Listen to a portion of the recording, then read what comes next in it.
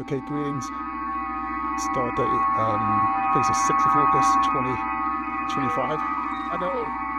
And I felt like continuing on this theme, They did it too. what's on my mind.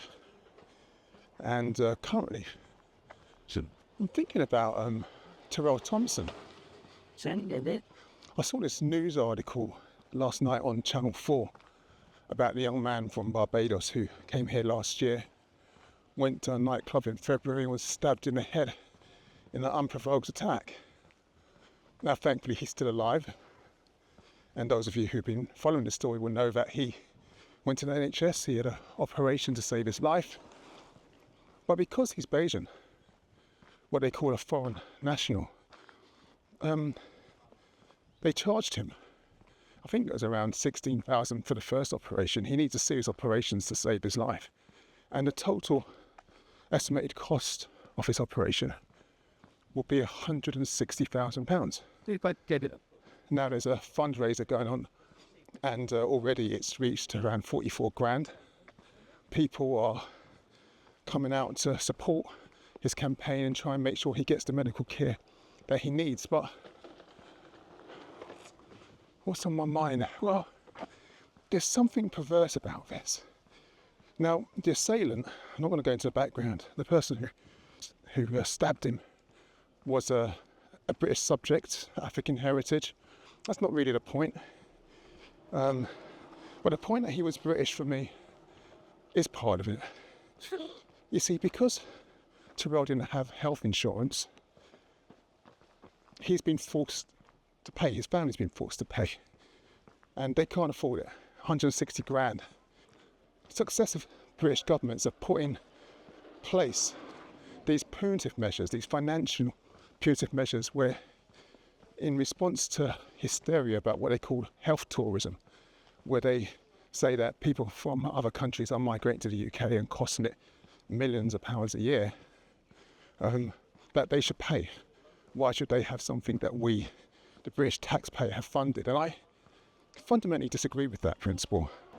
Now, the man who stabbed Tharel was a former British soldier.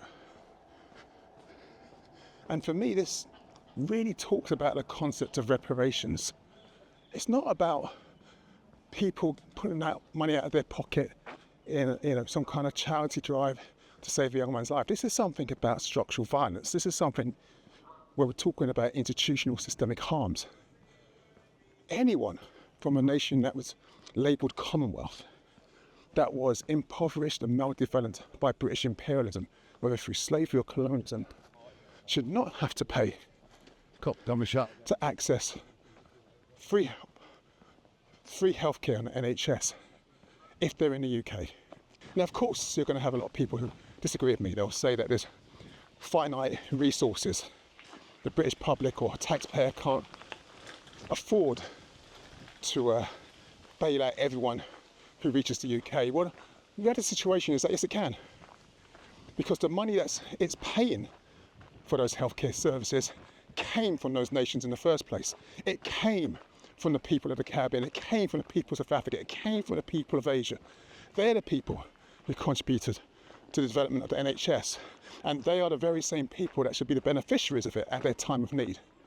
Now, I know we're going to engage in some litigation, and we've got that guy, what's his name, Martin Ford, who's going to be representing the family. Now, I don't know him personally.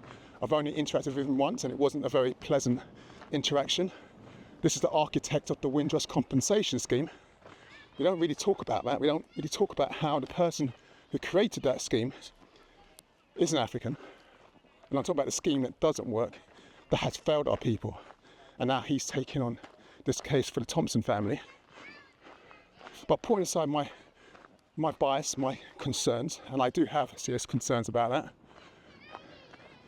there is a case for us to say that with a so-called Labour government in power, now is the time for us to be thinking we need to change those policies about access to healthcare for what they call foreign nationals.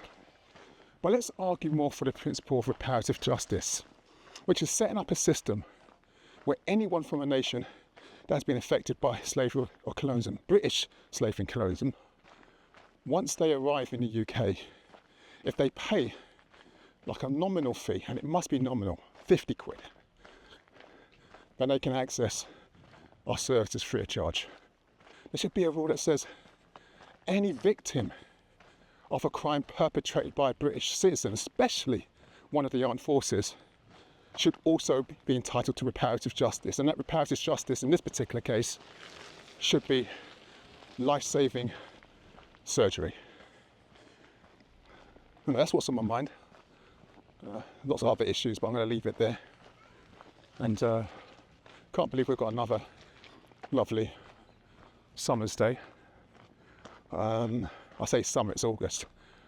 But you know, this sort of cancerous, toxic, crazy, upside down climate weather is making a mockery of the seasons in the UK. And whatever you do, be careful, be good. And as ever, may the ancestors continue to guide and protect us. Ashe.